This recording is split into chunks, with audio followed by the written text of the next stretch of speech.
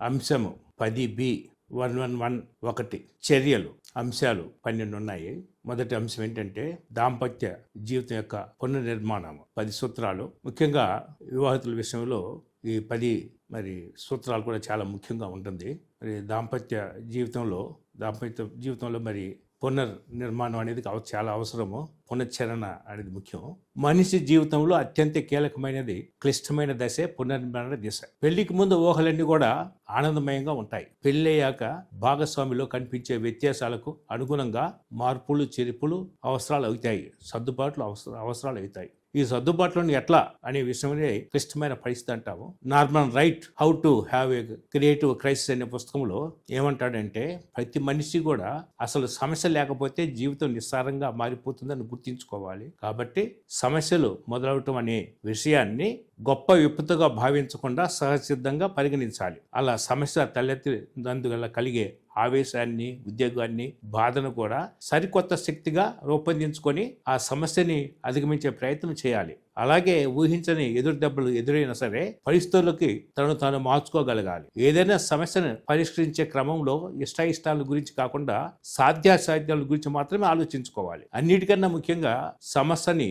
ఎదుర్కోలేని అసమర్థత వల్ల ఉత్పన్నమైన కోపంతో కుటుంబంలో అప్పటి వరకు దాకా ఉన్నటువంటి శాంతిని అశాంతిగా మార్చి కల్లోలం సృష్టించకుండా చూసుకోవాలి. వివాహానంతరము భార్యాభర్తలు ఫిర్యాదులు కూడా చేస్తూ ఉంటారు. భర్త భార్య మీద ఫిర్యాదు చేస్తుంది, భార్య భర్త మీద, భర్త భార్య మీద. అందువల్ల ఫిర్యాదుల్ని పరిష్కరించుకోవాలి. ప్రతి మనిషికి తన వాదనని వినిపించే అవకాశం ఉండి తీరాలి. రకరకాల కారణాల వల్ల తమ వాదనని వినిపించలేని రెండో వ్యక్తి ఏమితాడు? ఉక్రోషంతో, నిస్సహాయంతో, కళ్ళల్లో నీళ్లు తిరిగి స్థితిలో లోప తిట్టుకుంటూ నిశ్శబ్దంగా ఓటమిని అంగీకరిస్తాడు. ఉదాహరణకి భర్త పెత్తందారితనాన్ని ఎదిరించిన భార్య ఏం చేస్తుంది? నోరు మూసుకుంటుంది, లోన తిట్టుకుంటుంది, క్రమంగా మానసికంగా దూరం అవుతుంది. అంతేకాదు శారీరకంగా కూడా దూరం అవుతుంది. అప్పుడు ఏమో లభిస్తుంది ఏంటంటే కోపము, పగ, ద్వేషంతో రగిలిపోయి కొన్నిసార్లు తెగింపు చర్యలు కూడా చేపట్టవచ్చు. అందువల్ల దంపతులు జాగ్రత్త పడాలి. ఉదాహరణకి భార్య ఏమంటుందంటే, ఆయనతో లేక విసిగించిపోయాను, నాకు వల్ల కావట్లేదు అని అంటుంది. భర్త ఏమన్నా నేను ఆమెను అర్థం చేసుకోలేకపోతానని ఒకరొకరు విభేదాలు చెప్పుకుంటారు, బాధ చెప్పుకుంటారు. దానివల్ల సాధారణంగా భార్యాభర్తలు సాధారణంగా తమ తర్కానికి ఒక నిష్క్రమణ కావాలి. అవుట్లెట్ అనేది తప్పనిగా ఉండాలా. అవుట్లెట్ వల్ల ఏంటంటే సమస్యలు పరిష్కారం అయితే కాదు, తన బాధను చెప్పుకునే అవకాశం ఉండాలి. నిజంగా మంచి సలహా ఇచ్చినా అనుకూలంగా తీసుకోవడానికి సిద్ధంగా ఉండరు. సమస్య పరిష్కరింపబడుతుందని కూడా చాలాసార్లుగా ఉండరు. కానీ తమను అర్థం చేసుకోవాలని కోరుకుంటారు. ముఖ్యంగా స్త్రీలు ఏదన్నా ఏమండి అన్న పట్టిన అతనికి భర్తకు ఇది భయపడతాడు. ఏ సమస్య చెబుతుందో దాన్ని పరిష్కరించాలనుకుంటాడు. కానీ ఆమె తన బాధని చెప్పుకోవాలని, వినాలని, అంతేగాని పరిష్కారం వస్తుందని అనుకోడు. దాన్నే ఏమంటారు? Seek first to understand than to be understood అని కోవి అని అర్థం చెబుతున్నాడు. అంటే తమను అర్థం చేసుకోవాలని మాత్రమే అనుకుంటారు. రెండవ అంశం ఏంటంటే ప్రేమ రాహిత్యము. ఈ ప్రేమ రాహిత్యాన్ని విడనాడాలి, వదలాలి, తగ్గించుకోవాలి. దాంపత్య జీవితంలో కడతలు, అనుమానాలు అంతర్గంగా మొదలయ్యి బలంగా ఎదిగి అడ్డుగోడలు పెంచే ముఖ్యమైన కారణం ఏమిటంటే ప్రేమ రాహిత్యము. పెళ్ళైన కొత్తలో ఏముంటుంది? ఉన్న ప్రేమ ఉన్నటువంటి ప్రేమకు ఏళ్ళు గడిచేది తగ్గిపోతుంది. దానివల్ల ఘర్షణ మొదలవుతాయి. ప్రేమ రాహిత్యానికి కారణం ఏంటంటే ఒకటి స్వచ్ఛత లోపించడం, అంతేకాకుండా చాలా కారణాలు కూడా ఉంటాయి. జాన్ గ్రే అనే ఒక మానసిక శాస్త్రవేత్త ఒక గొప్ప పుస్తకాన్ని రాశాడు. Men are from Mars, women are from Venus. అంటే అంగార గ్రహం, శుక్రగ్రహం నుంచి వచ్చినారని అర్థం. అంటే వాళ్ళ ప్రవర్తన, వాళ్ళ ఆలోచనలు అంతగా ఉంటాయి. అందువల్ల ఒకరినొకరిని అర్థం చేసుకోవాలంటే ఏంటి? ప్రయత్నపూర్వక చర్యలు చాలా అవసరము. ప్రేమతత్వం కలిగి జీవించాలా. వివాహమైన కొత్తలో ఉన్నటువంటి ప్రేమతత్వం అనేది చివరి వరకు కూడా కొనసాగుతూ ఉండాలి. మూడవది అనాకర్షణ. చోటు ఇవ్వకండి.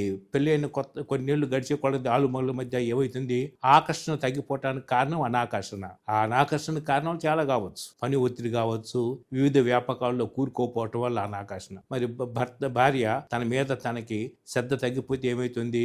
10 రెట్లు అనాకర్షణ చోటు చేసుకుంటుంది. అట్లాగే భర్తలో కూడా కొత్తలో ఉన్నటువంటి ఆకర్షణ లేకుండా ఇంకా తను ఒక భర్త, భార్య అనే ఒక దూరంలో ఉన్నప్పుడు అతను కూడా ఆకర్షణ కూడా తగ్గుతాడు.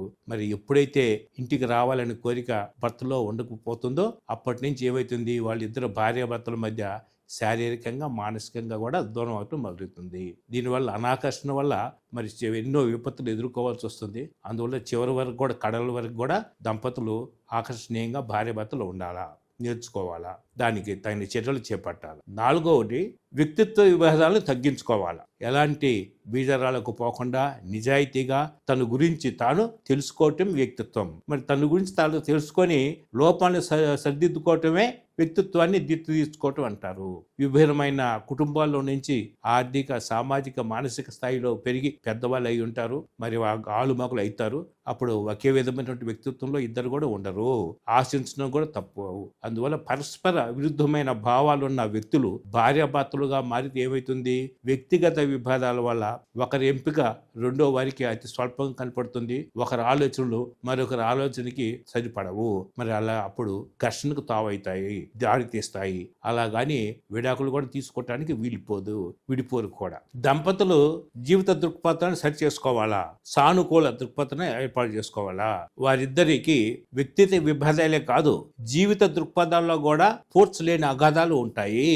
అందువల్ల అప్పుడు దానివల్ల ఎవరు పడుతుంది? దాంపత్యం జీవితం అల్లకల్లోలం అవుతుంది. అలాగే ఏమి చేయకుండా ఉండే మరి గొర్రెతో జీవితం సర్దుకుపోవాలనుకుంటే భర్త ఏమి చేసినా సరే, లంచాలు పట్టినా సరే మేడలు కట్టాలని భార్య కనుక అనుకున్నట్లయితే ఇద్దరి ఆలోచన కూడా తప్పు.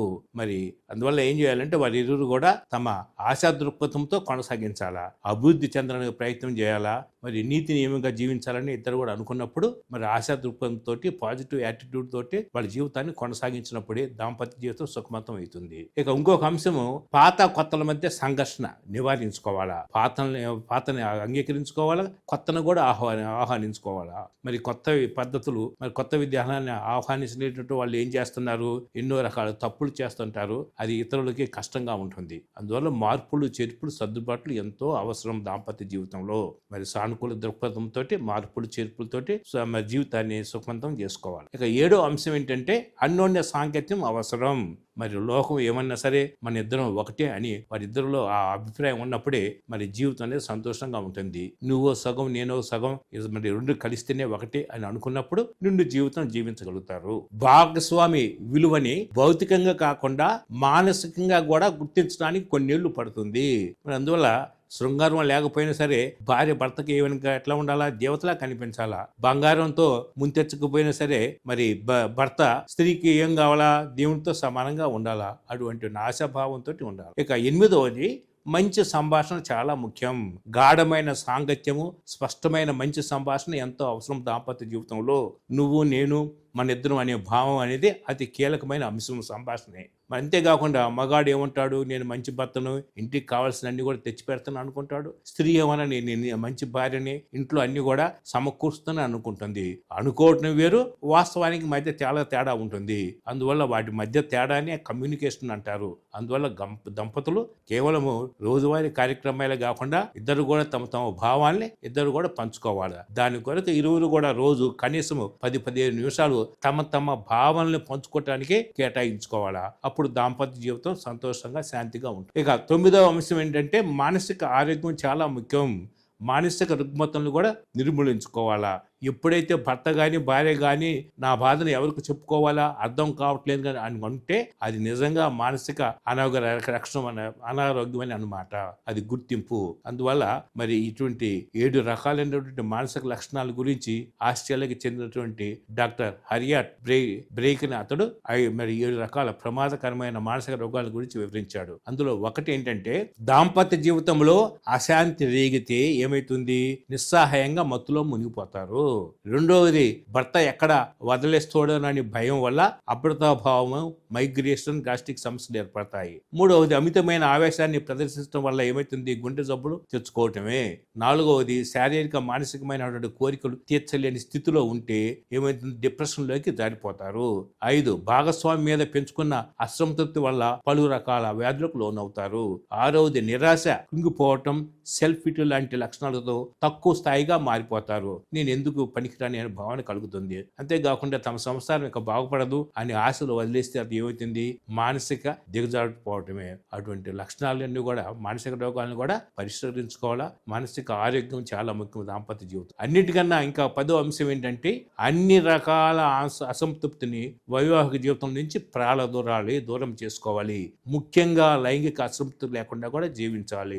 ఈ అంశం చాలా ముఖ్యమైనది. అసంతృప్తి అనేది అగ్గిరవ్వ లాంటిది. అది మనిషిని కూడా పూర్తిగా దాంపత్యమైన సౌధాన్ని, అది భవనాన్ని కూల్చివేస్తుంది. అందరూ కూడా దంపతులు ఇద్దరు కూడా జాగ్రత్త వహించాలి. మనిషిలో అసంతృప్తి కారణం ఏమిటి అని అంటే ఈ ప్రశ్న ప్రపంచవ్యాప్తంగా ఉంటుంది. అందులో ముఖ్యమైనటువంటిది ఏంటంటే, ఒకటి, అది ఆర్థిక పరమైన అసంతృప్తి అయితే ఏంటి, తప్పనిసరిగా ఉన్న స్థితి నుంచి మెరుగైన స్థితికి చేరాలి.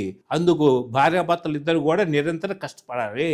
రెండవది, శృంగారపరమైనటువంటి సమస్య కనుక అయినట్లయితే, అసంతృప్తి అయితే మరి భార్యాభర్తలు ఇద్దరు కూడా తమ భావాలను పంచుకోవాలా. తమకు ఏది సంతోషం కలిగిస్తుందో ఇద్దరు విరమర్చుకొని జీవించాలా. మూడవది, కుటుంబ పరమైన సమస్య అయితే అందుకు కారణాలను కూడా విశ్లేషించుకోవాలా, సమస్యలను పరిష్కరించుకోవాలా. అదే ఆధ్యాత్మిక పరమైనది అయితే సత్యాన్వేషణ చేయాలా, నిన్ను నువ్వు తెలుసుకోవాలా, సత్యాన్ని తెలుసుకోవాలా. అప్పుడు అన్ని రకాల బంధకాల నుంచి విముక్తిని పొంది మరి జీవించగలుగుతావు. అంతేకాకుండా ఇంకొక విషయం, సమస్యని తన దృష్టితో కాకుండా భాగస్వామితో దృష్టితో చూడగలగాల. See the other side of the coin అంటారు. మరి తన భావాల ప్రకారం కాకుండా అవతల యొక్క ఆలోచన విధానం ప్రకారం కూడా ఒక సమస్యను పరిష్కరించుకోవడం చూడాలి. అంతేకాకుండా ఇంకా ఆరోది, నాకు నువ్వు అసంతృప్తి, నీకు నేను అసంతృప్తి అని అన్నట్లయితే ఎవరికి వాళ్ళు తమలోకి తొంగి చూసుకొని జీవిత భాగస్వామితో అనురక్తిని కలిగించే ప్రయత్నం చేయాలా. అన్ని రకాల అసంతృప్తిని కూడా దూరం చేసుకోవాలి. మరి దేనికైనా సరే గెలుపు కావాల్సింది ఏంటి, 3 లక్షణాలు.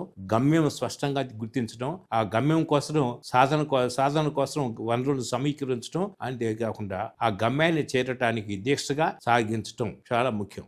ఒకటి, ఈ జీవితం పర్వాలేదు బాగా ఉందనుకుంటే అది ఏది సాధారణ దాంపత్యం. ఈ జీవితం నాకు నిజంగా నచ్చింది, బాగుంది అనుకుంటే అది విజయవంతమైన దాంపత్యం. ఈ జీవితం ఊహించిన దానికన్నా కూడా అద్భుతంగా ఉందంటే అది మహా అద్భుతమే. అయితే బాబు ఎందుకు వచ్చింది జీవితం అనుకుంటే మాత్రం ఖచ్చితంగా రసహీనమైనటువంటి నిస్సారమైనటువంటి దాంపత్య జీవితం. మరి ఇటువంటి విషయాలను గ్రహించి మనం దంపతులు మరి ఏంటి చేయాలా, కమ్యూనికేషన్ ద్వారా మరి ఒకరొకరు అర్థం చేసుకోవాలి. అర్థం చేసుకోగలిగితే అదే గెలుపు, అర్థం చేసుకోలేకపోవటం ఓటము. అందువల్ల భార్యాభర్తలు తమ భావాల్ని అర్థం చేసుకుని సంతోషంగా ఉండాలి. సంతోషంగా ఉండే సంసారాలన్నీ కూడా దాదాపుగా ఒకటిగానే ఉంటాయి. సంతృప్తి లేని సంసారంలోనే అసంతృప్తి కారణాలు రకరకాలుగా ఉంటాయని టాల్స్టాయ్ చెప్పారు. పెళ్లి చేసుకోవటం సులభం, కాపురం చేయటం కష్టం. సుఖశాంతులతో జీవితాంతం చేయటం గొప్ప కళ.